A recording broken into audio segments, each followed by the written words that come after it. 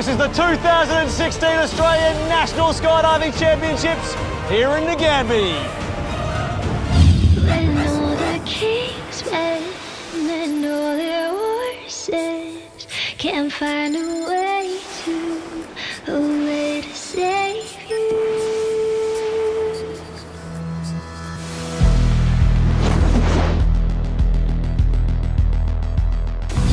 Hello and welcome to the 2016 Australian National Skydiving Championships. I'm Shura Taft. And I'm Bree Lachlan, and we'll be your hosts. Now, Shura, this is the first time competitive skydiving has been broadcast on Australian TV. And what a way to celebrate its 55th year. About time, I say, Bree. This is an amazing sport. These guys are definitely athletes. And we are here in central Victoria, a place called Ngambie, where over 200 of Australia's best skydivers are competing for the championships. Yes, they're looking to get a national title and book a spot in the Australian team to compete in the World Championships in Chicago later this year. We've met some of the teams earlier this month and we've heard their stories, and we'll talk to them about what brought them here. On the couch, we'll have a chat to them during the competition about how they're going and what they're looking forward to. So there's lots of action coming up. Will we get into it? I think let's do it. Well, first up, we're going to get up to speed with some rules and regulations.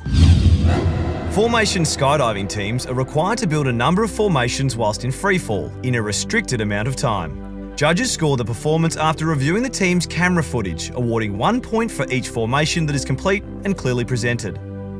The same rules apply to vertical formation skydiving. The main difference is that they perform at much higher speeds in a vertical position. Artistic free flying, also performed in freefall, requires competitors to complete a set of compulsory routines and free routines. They're judged on their technical and presentation skills. Free routines give teams the opportunity to present their own creative ensemble. That's similar to wingsuiting. Wingsuit competitors are also judged on their ability to complete routines whilst in free fall. And that brings us to the final category, classic accuracy. Here, competitors are required to jump from 1,000 metres in the air and land on a 2 centimetre target. The lower score is declared the winner. Now that you're up to speed, let's get back to the action. Opening round action from the formation skydiving competition. Darren Boyd and Christian White in commentary. Fantastic conditions for jumping here at Ngambie, Christian. And the first team that we are catching today is Rotor Out, who are looking to defend their Australian championship. Yeah, Darren, good morning. Yeah, these guys are the big dogs in Australian skydiving, and you can see this by how strong they're flying and how smooth they're flying. There's no doubt they're the ones to beat in the competition. They are so smooth through these transitions. This is a team of experts at the very top of their game. This is a very international team. We've got competitors from Sweden, Singapore, Melbourne, Adelaide and Canberra. So this makes training very difficult for these guys. Which means it's even more remarkable that here the first jump of the competition and they look so smooth through these transitions, consistent right to the end. Next up, we got Bellatrix. This is a team of 4 females. Well, you're right, Christian. This is an interesting one because there's no gender divide in this sport, and this is illustrative of it. The men and the women compete with and against each other consistently, and for some of them, it's deeply personal. It is deeply personal, especially for team captain Anne-Marie and Michael from Rotor Out. They must have some interesting things to say around the dinner table. Given that they're husband and wife, I think you're spot on, as does Riz, who's one of the other participants in Bellatrix, who's one of her greatest skydiving achievements, she says, is taking her mum out for a tandem. Imagine that. Hey, Mum, right, let's go, out of the plane. 3, 2, 1.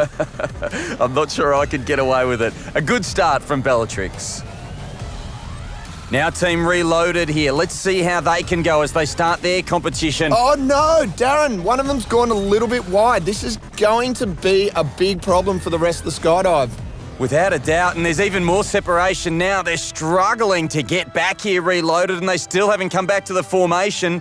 This is a tough start. They are struggling here to find their rhythm, and I don't know if they're going to get it back again. This may cost them their chance to go to the Worlds over in Chicago. Well, obviously every competitor in this event is aspiring to go to the World Championships, but you have to win the event in order to do that. It's a long competition over a few days, but that's a really tough start. And you can see there that Reloaded, after that tough start, are in 7th, Rotor Out and Bellatrix lead. Don't go anywhere, we've got more exhilarating action to come from the 2016 Australian Skydiving Nationals. We've got all the acrobatics, all the speed, a little bit of history, and we get into the minds of our very best competitive skydivers.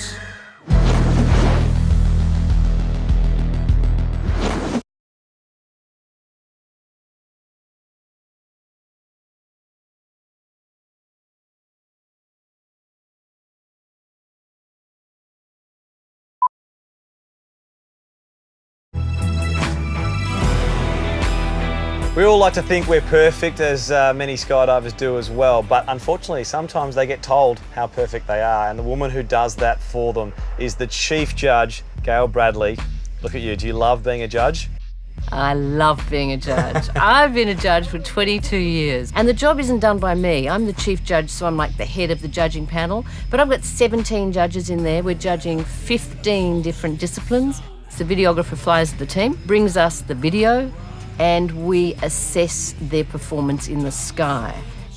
The cameraman's score is an integral part of the team's score because their job is to present the skydivers carving. If they're doing flips one way and the cameraman flips the other way, it makes them look twice as fast.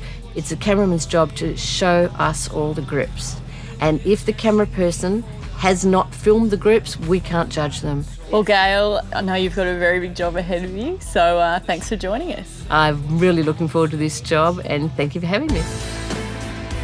Team Bellatrix will be taking part in the four-way formation. They're currently ranked 3rd in the world. They are, and they picked up a bronze medal in the World Cup in the Netherlands last year. So, let's meet Team Bellatrix. My name is Riss Anderson and I'm in Team Bellatrix. As a team, they're awesome. Everyone is very different, but somehow we managed to keep it pretty real. When I do ask teams around what's your goals for the nationals, they don't give me an average. They say we want to beat you girls. So my first skydive, I remember I was absolutely petrified. I don't remember a lot of the free fall, but apparently I did everything that I needed to do to pass, and that was enough to make me do another one. We did our first training camp in November 2014, and then our first competition was the Australian Nationals in 2015, and we've been competing regularly since then. Hi, I'm Stephen Thompson. I'm the camera guy for Team Bellatrix. I've been skydiving for about 5 years now and just taken over 1,400 jumps. Last year over in the Netherlands, we competed at the World Cup. We got a bronze medal, which was super awesome. At the Nationals, whether it's a boys team, a mixed team or a girls team, doesn't matter. We all compete in the same discipline. You know what guys are like, so they don't want to get beaten by the girls, right? So of course, yeah, we'd love to smash anyone. We recently caught up with another four-way formation team that go by the name of Rota Out when they were training in Picton, Sydney. Now, these guys are the Australian champions and they've competed in the last 3 world meets. It's very impressive. They are the big dogs. So let's meet the team. Rota Out. My name's Craig Vaughan, fly with Rota Out. The skydiving industry in Australia is quite small and all of us have probably been in differing teams. We're quite diverse. You know, we've got an intensive care doctor, we've got someone from the Victorian Police Squad, we've got someone who's an internet entrepreneur, and myself as an actuary. So a very broad range of skills. I started competing in 1995. Since 1996. For roughly 16 years. About 5,500 jumps. Done 10 today and about 3,000 or 4,000 altogether, I think. I started skydiving when I was in the Swedish Army, and after a few years I bought myself a video camera, put it on my helmet, been doing it ever since. Yeah, I feel quite excited about the Nationals. At the end of the day, competing is the reason why we put a lot of time and effort into jumping at all. I think I'd like to see this team really make its mark in Australian skydiving, but the primary goal is to make it to the World Championships this year in Chicago. And to do that, we need to win at the Nationals. These are a great bunch of guys to be jumping with. They're the best in our sport. Jumping with these guys is a real privilege.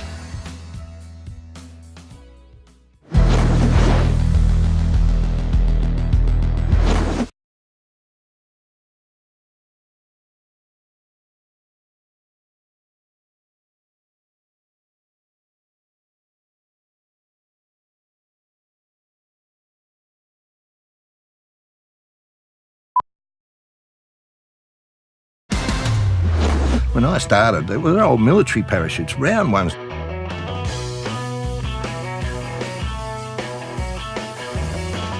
Because they just had holes cut in them and some lines that pulled on the side of those holes which deflected a little bit of air and just turned them a bit, you know, and you had to sort of try and juggle that with the wind speed and try and get yourself onto the target.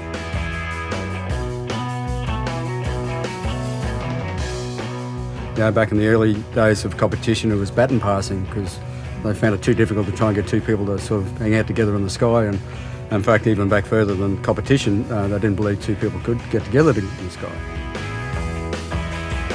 It's just come so far over the last 55 years. Gone are the days of the big baggy jumpsuits, big baggy sets of gear that weighed 30 kilos, and 4.5 gear where you had your reserves on the front. We've got so much technology's gone into the industry these days. Yeah, so it's a much safer sport now. It's a much more appealing sport. The canopies have developed so well. Even little small fast ones, you can land them softly and walk away from them. That was the best thing that ever happened to skydiving. WD-40 and full tilt, you're on about a 15-minute call. Now, it's one thing to jump out of the sky and land a parachute accurately. How about if you landed on a mat like this? Now, that looks nice. You can land on the yellow bit. That's not all. When you're in classic accuracy, you've got to land on this black mat. That's not all. You've got to land on this black circle. Oh, it gets even better. See this tiny little yellow dot here, the size of a 5-cent piece? If you can hit that accurately, you are an absolute champion. You can see why these guys are so good at what they do. Well, we're ready for a start of the classic accuracy competition at the 2016 Australian Skydiving Nationals.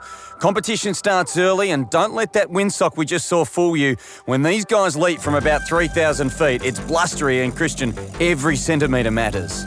It does. And these guys are landing from over a kilometre away on a 5-cent piece. It is extraordinary the way that they can control their parachutes and actually nail that target. We've just seen a couple of shots of Graham Windsor, and here he is preparing to go out. Thousands of jumps he's had, and he's one of the most experienced competitors in the competition. Mate, this guy started jumping 19 years old in Papua New Guinea, 1968. And the 67-year-old now is still competing with the very best, and he's one of the athletes in this event that's even got custom-made shoes to help him hit the target with a metal point at the heel. It just goes to show the lengths that these athletes will go to. And you notice the size of these canopies. They're almost 3 times bigger than those of other disciplines.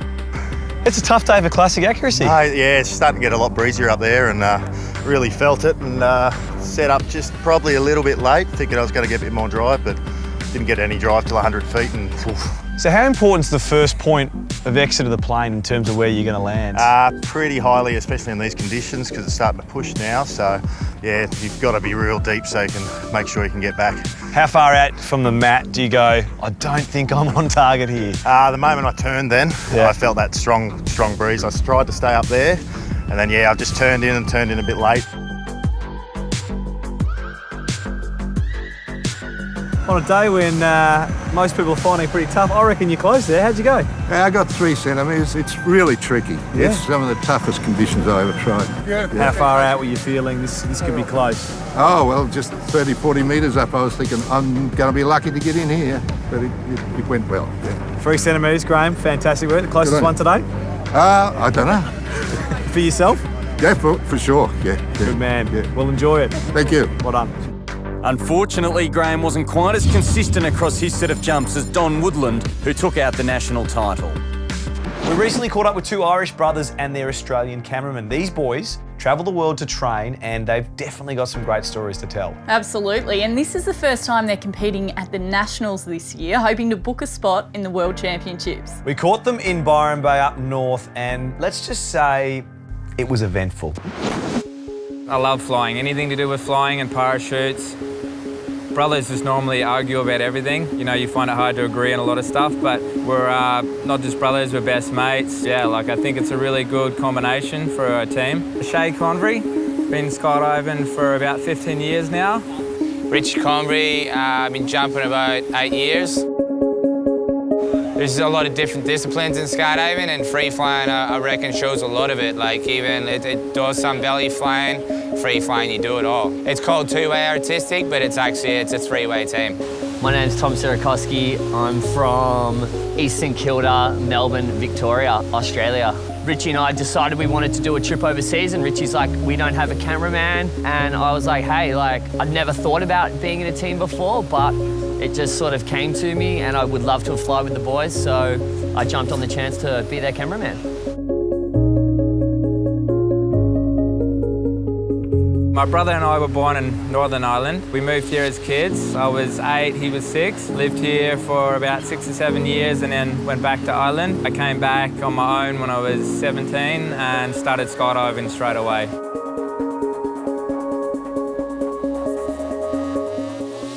We were to win the Nationals this year for sure. It's a big accomplishment. It's like what we've been training hard for. Our biggest competitions for Nationals this year would definitely be the Rumbo. They're super good, man. They're flying awesome, and it's giving us a lot of drive and motivation. You know, we want to compete, and we want to compete well, and, you know, we'd love to win. Coming up next are the opening rounds of the artistic competition.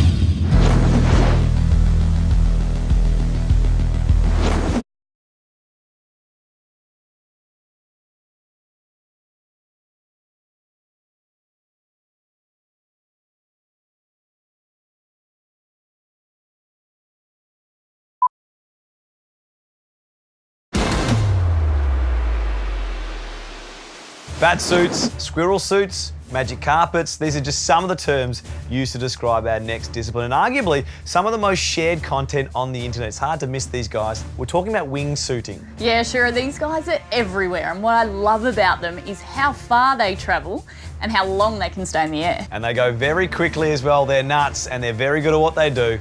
Let's check them out. Can you tell me a little bit about what you're trying to achieve up there? So today we're going to do some set moves, and we're going to try some crazy moves as well, and then make it look as clean as we can. Fantastic. Do as many moves as we can. So. Things can go wrong at that speed. You've got to be very precise with your movements, don't you? Yeah, well, we've had a lot of training, a lot of practice, so we're pretty confident. We jump with each other all the time. Well, it's the opening round of the wingsuit competition, and a little bit of history because this is the first time that acrobatic wingsuiting has been an event at a national competition. Yeah, that's right, Daz. And in 55 years, we have never seen wingsuiting in competition. Imagine what people passing batons back in the day would think of this. Well, that's what they were doing 55 years ago. They were just passing a baton to a mate in the sky. And now, well, I suppose it's the brainchild of Leonardo da Vinci back in the day. Well, he thought about it. These guys are living it. So these guys are innovators, and you can see by the manoeuvres that they're doing here, this hasn't been done before in a competition aspect. So, mate, I'm in awe of what they're doing right now. There's a couple of guys from Western Australia. The team is called Sassy Red. There are millions of people looking at this sort of stuff on the internet, but in this context of acrobatics, they are pushing the boundaries. Now it's the team from New South Wales, Jetstream. Yeah, Roger and Ash, these guys have been flying for about 3 or 4 years together now, and you can tell by how smooth they fly that they know what they're doing. They kind of think the same way. Well, you can see how in sync they are here in this position here. And, well, in the barrel rolls, it's all perfectly timed. And I suppose the other big challenge, Christian, is for the judges who are trying to assess all of this. Yeah, mate, this hasn't been done before, so the judges are really just setting a standard for future competitions. And at the end of the first round, it's going to be Jetstream who are narrowly in front of Sassy Red. Now for the free flying competition, the first round, Full Tilt and John Rumbo first up, and John Rumbo doing what they do best. They're wowing everyone with a sky surf out of the plane. Mate, these guys are the current national champions, and they are looking at booking their place on the world circuit again this year. I'm not going to lie, Christian, that is the move that I've been wanting to see. As a somewhat newcomer to the sport, that sky surf just leaves me absolutely in awe. And the way that these flyers move their bodies around, they're using all 360 degrees and seemingly the entire sky.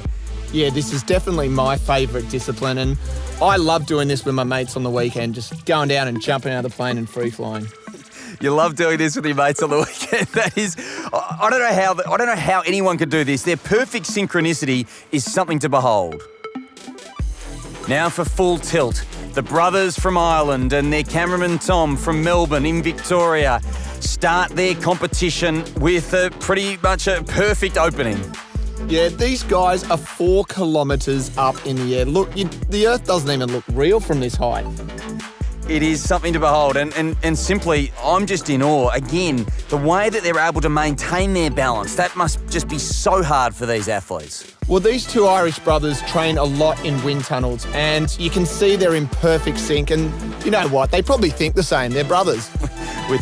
You would imagine that that's probably the case, as that's a great start to the competition from the guys from Full Tilt. What a job from Tommy as well. After the first round, these 2 teams neck and neck. It's going to be a tight competition. Don't go anywhere. Up next, we've got the VFS. These guys are flying head first towards the ground at over 260 kilometres an hour. It's intense.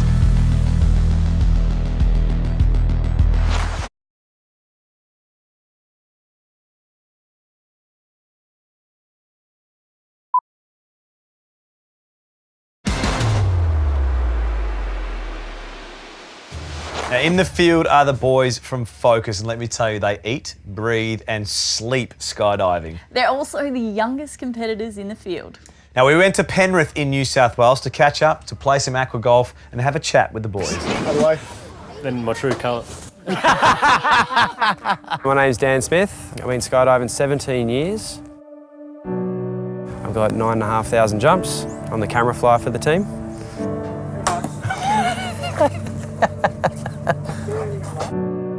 There was a 4-way team and one of the members was leaving. I already knew the guys, we all got along fine. Yeah, it was like it was meant to happen. During the week, I guess I spend about 6 hours in the wind, and that's just in the tunnel. Obviously, a lot of that is teaching people how to fly. That makes it a little bit easier to train. Started doing different type of parachuting in the military, and then decided I want to sort of go outside the military and do it, and sort of started from there.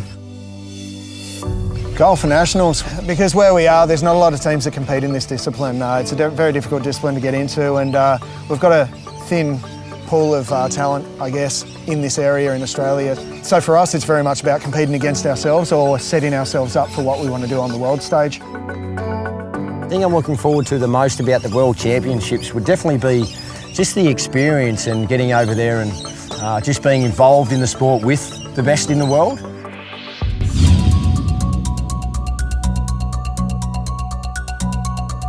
I can see why you're called Focus.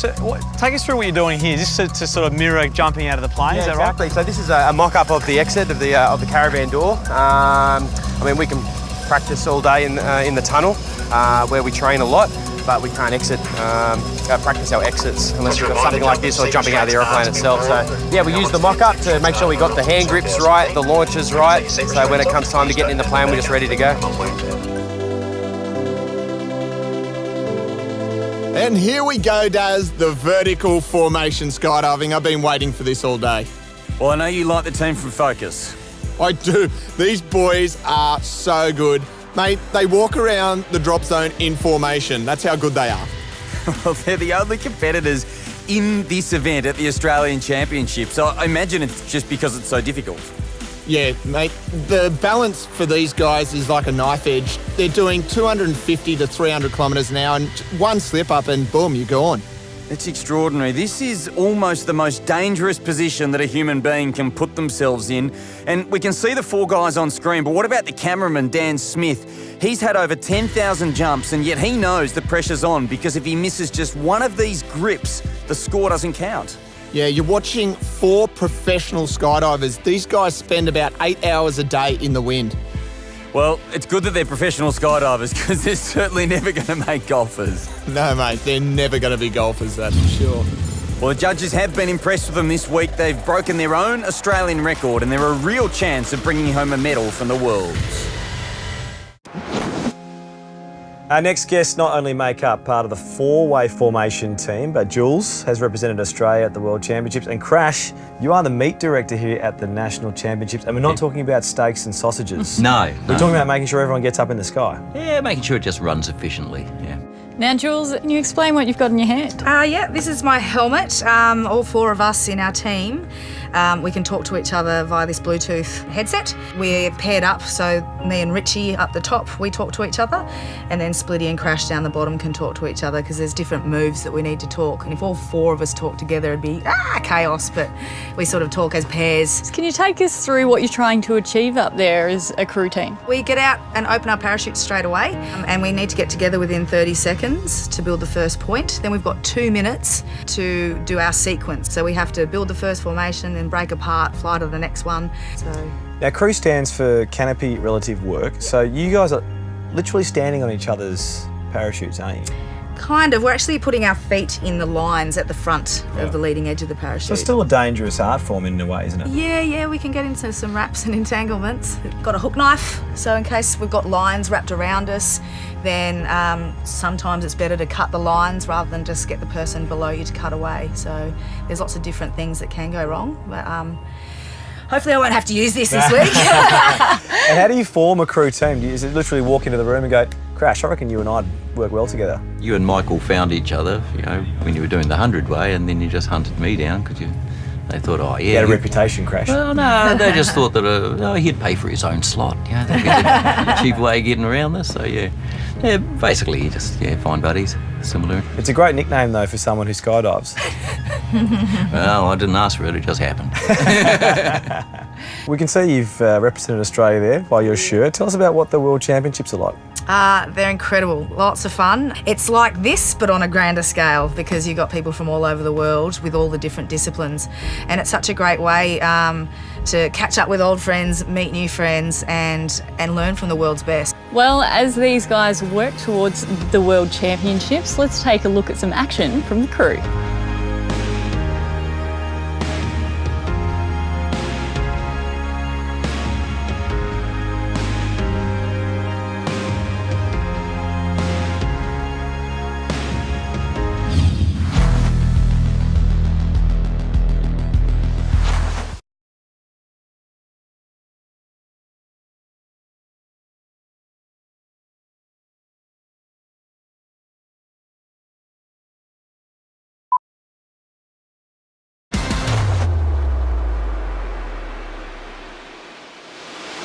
Welcome back to the 2016 Australian Skydiving National Championships.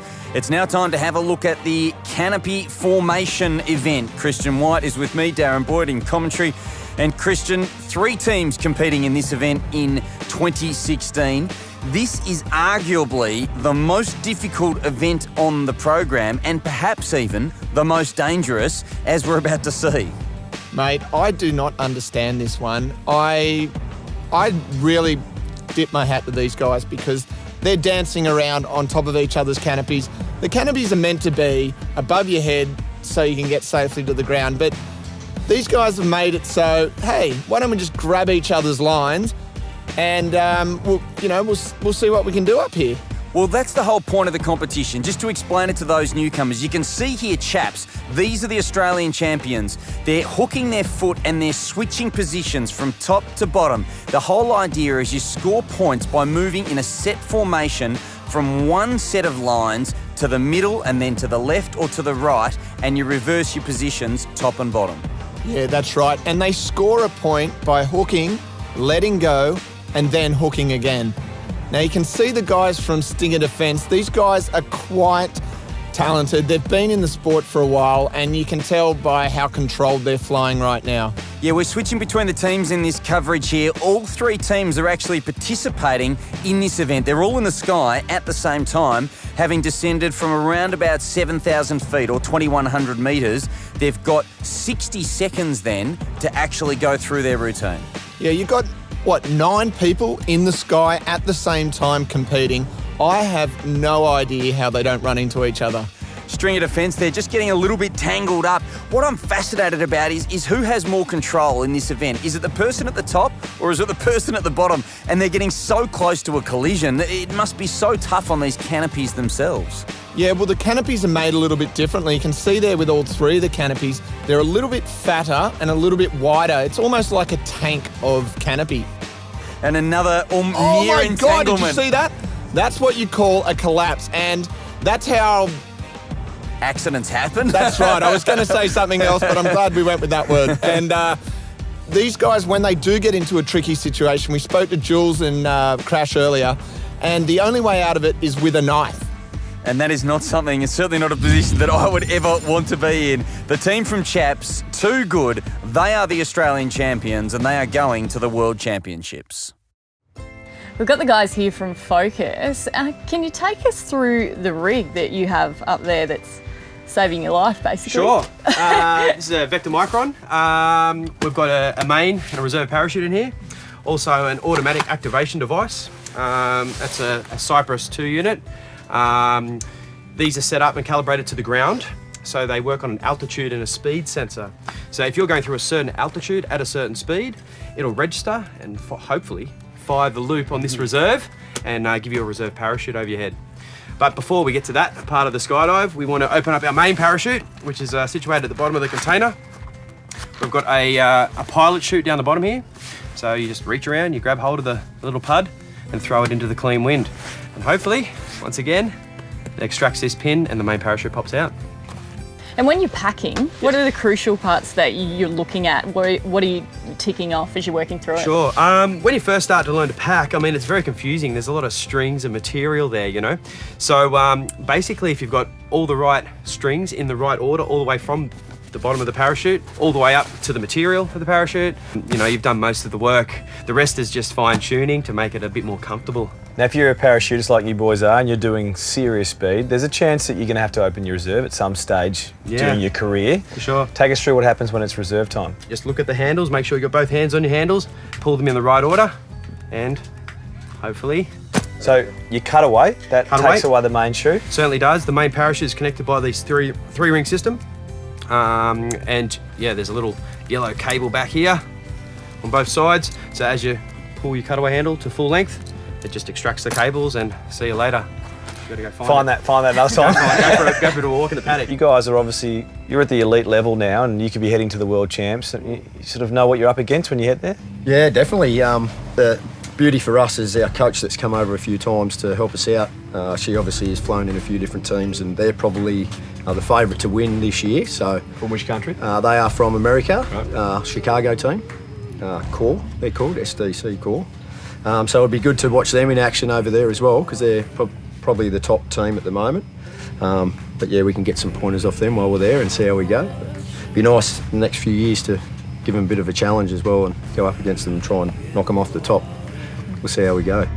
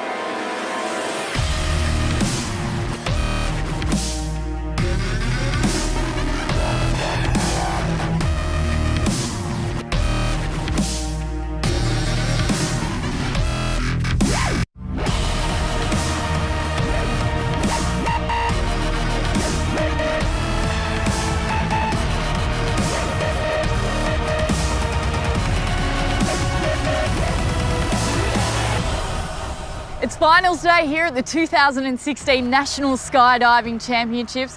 We've got a full bus stop going up on the next load, and I tell you what, today is make or break time. Well, this is all about who'll go to the World Championships, who will have the opportunity to represent Australia. Jetstream, who are in front of Sassy Red in this wingsuit competition.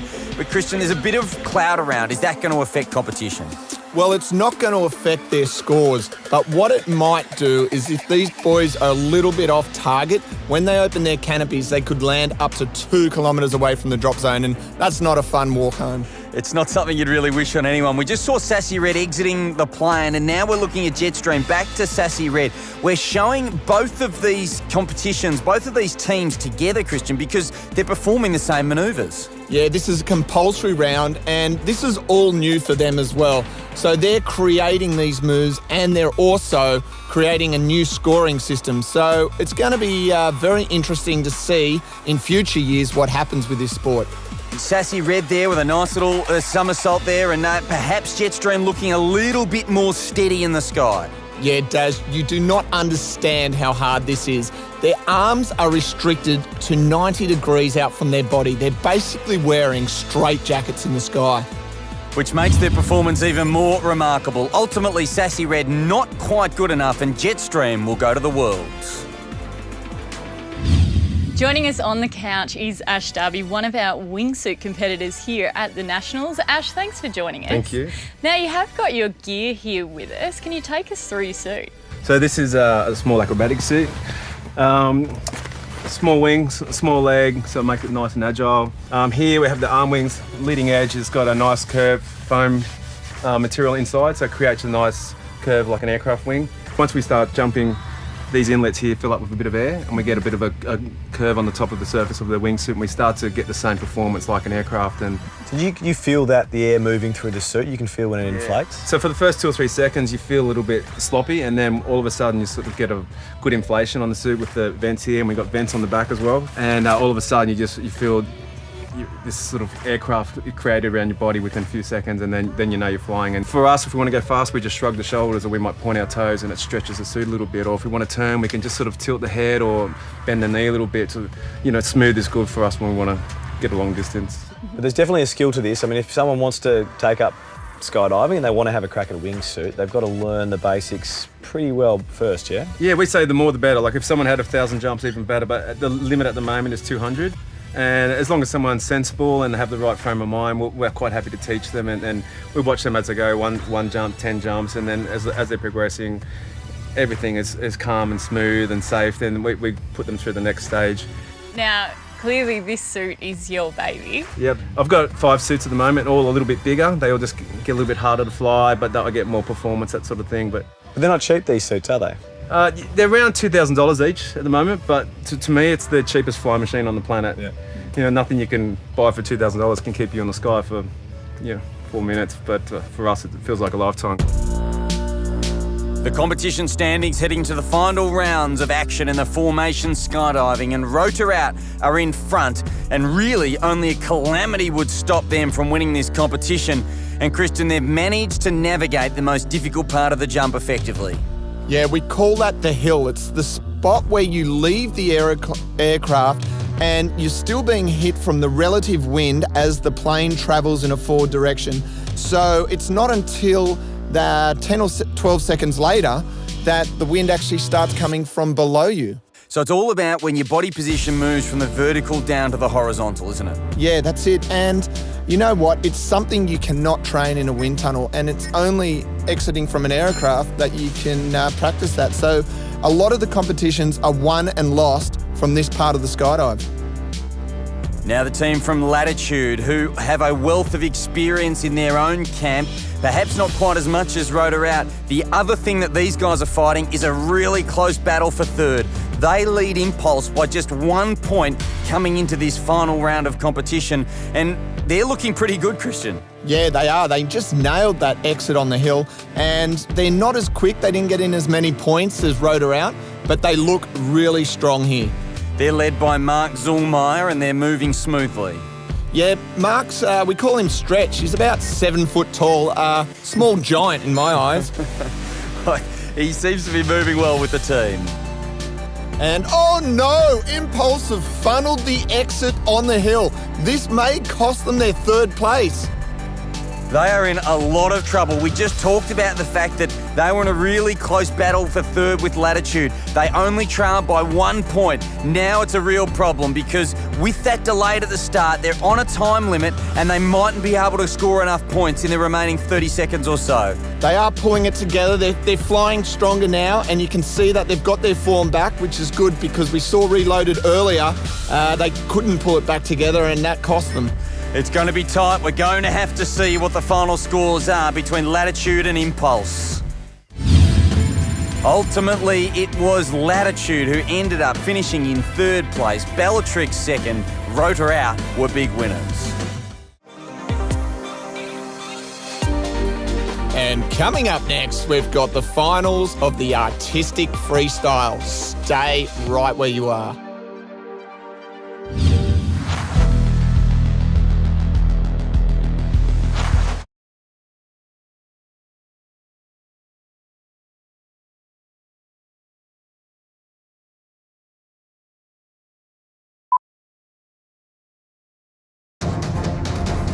It's finals day here at the 2016 National Skydiving Championships, and as you can see, it's a hive of activity as the guys are frantically packing for their final round. Tommy, Rich, how are you sitting at the moment? We're sitting pretty good. We're quite close behind Rumbo. We're going for our 5th round now. Sixth round, sorry. 2 to go today, and yeah, hopefully we can bridge the gap and maybe take it out. It all comes down to this. Full Tilt sitting just half a point behind John Rumbo. Can they score high enough to book their seat to Chicago and the World Championships? The boys are on their way. And Tommy doing an amazing job there as he's keeping them in frame. And the boys are flying so well, it looks like they're flying in slow motion, Daz. This free fly competition, as we've spoken about already, is just extraordinary. They transition so comfortably and seamlessly between the moves. It is a sight to behold. Yeah, these guys are really nice boys, and I'd love to see them go through to the World Championships. And plus, it's their first time ever competing. It's incredible the way they control their bodies through 360 degrees. These guys are going to be so tough to beat. Can you tell me what happened up there? We had a great exit. Pretty smooth. We flew pretty well. We put in a little bit of a newish move, not a newish move, but we added on a little bit to part of the routine. Hopefully it scores a little bit better than we were scoring, but we'll just have to wait and see. And here it is, the last jump of the free fly, and John Rumbo are 7 points behind. And what do you call that, Darren? That's some kind of roundhouse cartwheel to stand on your shoulders barrel roll. I thought the sky surf was good. How in the world did they think of that, let alone execute it? This is unbelievable. Well, you can see why they're the reigning national champions, and see the work from the cameraman. He's actually following the move around. That's insanely hard. How are they doing this? How many hours of practice go into nailing a routine like this from these guys? As they lose it a little bit, can they get it back? And just staying composed as they do come back together. Yeah, well, as you were saying, they spend hours and hours in wind tunnels and in the sky, so these boys are a sight to see. What a way to finish the free fly finals competition. Just 1 point separating Full Tilt and John Rumbo. It's the veterans who won the day. The last event of the 2016 Australian Skydiving Nationals, the artistic freestyle. The competition is down under dynamics, so we'll see in a moment, against D4W. It's the same event as the free fly, Kristen, that we just saw, but we have just the one flyer in vision. Yes, you're looking at Amadine and Wade here. These guys are another skydiving couple, been skydiving for about 5 years, and they actually met skydiving. So Amadine's the little Frenchie, and she's got a ballerina dancer background, and you can see that by how smooth she is and the manoeuvres that she's doing. And plenty of gymnastics as well, it seems. She's so graceful and poised as she careers to earth from 13,000 feet. It's going to be interesting to see. They are the current champions if they can take it out again. And it's all done with a smile on her face as well, Christian, so I imagine the judges will look positively on that. And here he is, Mason Corby. He's a good mate of mine, and his partner Jimmy Cooper. These boys are a lot of fun, and they spend about 8 hours a day in a wind tunnel, Daz, and that's a lot of time. So more skydivers who are taking it up professionally, which is fantastic. But what we're seeing here is something completely unique, isn't it, Christian? Because we're not used to seeing these two participants competing as a pair, but effectively as two pairs against each other by filming each other. Yeah, the rules say that both the cameraman and the performer can perform together, but these guys are taking it to the next level. They're actually filming each other. as we've seen so much of this week at Ngambie, they are extending the boundaries and pushing the boundaries of this sport, and even a bit of moonwalking. Look at that. I love that, Mason. The Michael Jackson inspiration into skydiving. Let's see how the judges score this one. Well, they are asking some really difficult questions of the judges. The innovators against the traditionalists. Down under dynamics against D4W. In the end, the traditionalists, D4W, get the victory, and they'll repeat as national champions. And that's it from us, Daz. That's the end of competition. What a great time. It's been great, Christian. You've been watching the 2016 National Skydiving Championships at Ngambie, Victoria. And what an incredible few days we've had from these Aussie aerialists behind us across a number of disciplines. They're all fantastic. And what a show they have put on for us. For those going to the World Championships, we wish you the best on the world stage. And that's it for us today. I'm Shura Taft. I'm Brie Lachlan. Till next year. See you at the drop zone.